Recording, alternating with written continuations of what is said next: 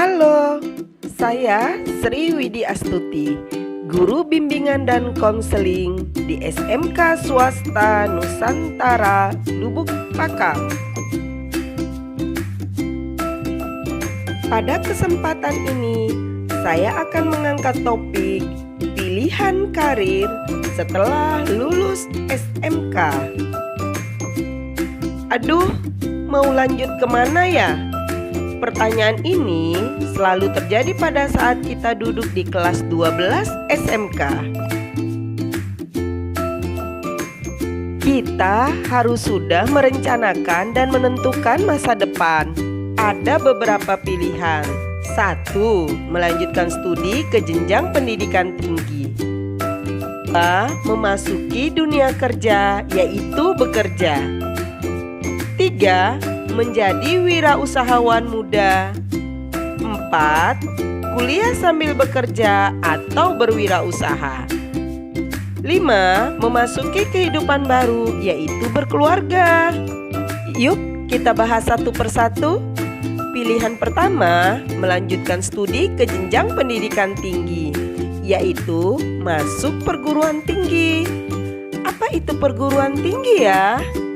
Perguruan tinggi merupakan kelanjutan pendidikan menengah yang diselenggarakan untuk mempersiapkan peserta didik untuk menjadi anggota masyarakat yang memiliki kemampuan akademis dan profesional yang dapat menerapkan, mengembangkan, dan menciptakan ilmu pengetahuan baik di bidang teknologi dan kesenian.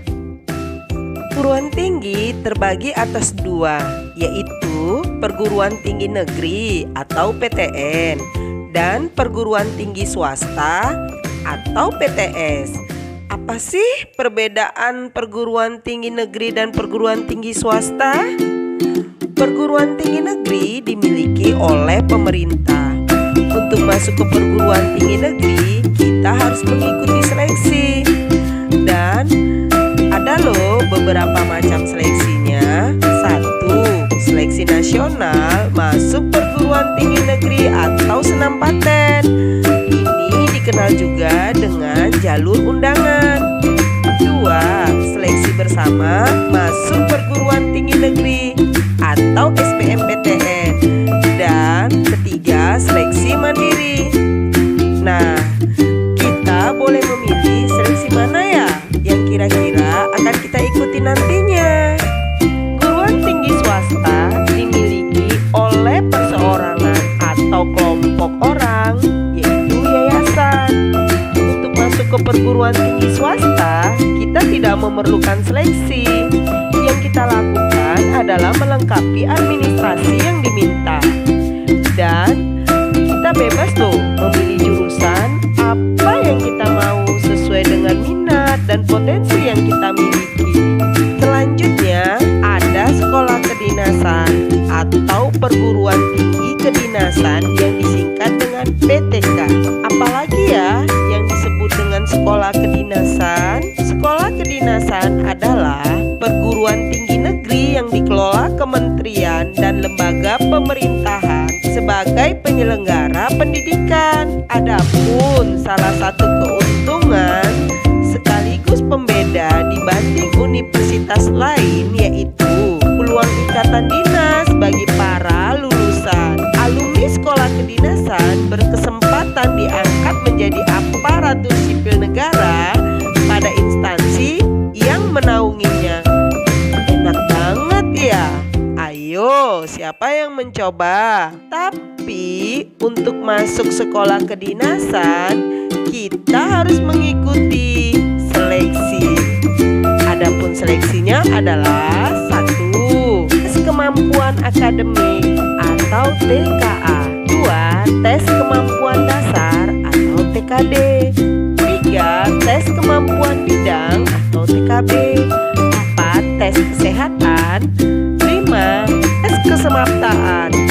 Adakah yang berminat? Sepertinya ini sangat bagus loh. Lanjut ya, pilihan kedua, memasuki dunia kerja, yaitu bekerja. Banyak sekali lulusan dari SMK memilih untuk bekerja. Ini disebabkan oleh beberapa alasan. pertama, karena masalah alasan ekonomi. Masalah ekonomi banyak dihadapi oleh keluarga yang membuat orang ingin langsung bekerja setelah lulus dari SMK. Ini merupakan pilihan paling bijak jika kita memiliki masalah ekonomi. Kedua, ingin langsung hidup mandiri. Banyak di antara mereka yang memilih bekerja karena ingin langsung hidup mandiri dan ingin merasakan hasil dari jerih payahnya. Ketiga, menggunakan ilmu yang didapat dari sekolah. Inilah keunggulan dari lulusan SMK. Karena lulusan SMK sudah dipersiapkan untuk terjun ke dunia kerja sesuai dengan bidang yang diambilnya. Dengan kata lain, lulusan SMK telah memiliki keahlian loh. Keempat, sudah cukup dengan sekolah. Alasan yang terakhir, cukup mengemaskan. Ini karena ia muak dengan sekolah. Ia ingin langsung bekerja dan tidak susah-susah mikir. Padahal realitanya di dunia kerja nanti kita akan dituntut untuk berpikir. Oke, next ya. Pilihan ketiga, menjadi wirausahawan muda. Wow, keren. Pertanyaan yang muncul, bisakah kita menjadi wirausahawan muda? Why not? Tapi sebelumnya kita harus tahu dulu apa sih ciri-ciri seorang wirausahawan muda? 1. Percaya diri, artinya tidak bergantung pada orang lain, penuh keyakinan, optimis, disiplin, berkomitmen dan bertanggung jawab. 2. Berorientasi tugas dan hasil, kebutuhan yang berorientasi pada laba hasil, tekun dan tabah, tekad dan kerja keras, motivasi energik, penuh inisiatif. 3. Berani atau mampu mengambil resiko yang wajar ya. Seseorang yang suka mengambil resiko akan memberikan kontribusi yang baik jika dibawa ke dalam wirausaha agar terbiasa dengan risiko dan tantangan seperti persaingan harga turun naik, barang tidak laku, dan persaingan bisnis. 4. Kepemimpinan, mampu memimpin, dapat bergaul dengan orang lain, menanggapi saran-saran dan kritik. 5. Memiliki sifat orisinil loh. Nah, orangnya harus inovatif, kreatif, dan fleksibel. 6. Berorientasi masa depan, yaitu belajar dari pengalaman masa lalu dan selalu memiliki pandangan untuk kemajuan pencapaian tujuan. Gimana? Ada nggak yang berminat ingin menjadi wirausahawan muda? Pilihan keempat, kuliah sambil bekerja atau kuliah sambil berwirausaha. Why not? Banyak karyawan yang kuliah sambil bekerja dan ada juga loh yang kuliah sambil membuka usaha. Tapi hal ini memiliki beberapa resiko. Misalnya, jadwal kuliah yang bentrok dengan jadwal pekerjaan dan rasa lelah yang cukup tinggi sehingga kurang fokus pada satu titik, apalagi pada saat ujian, dan tugas kantor yang sangat banyak. Hal ini dapat kita atasi juga loh dengan memanajemen waktu yang baik. Ingat kata pepatah, di mana ada kemauan, di situ pasti ada jalan, dan tetap semangat.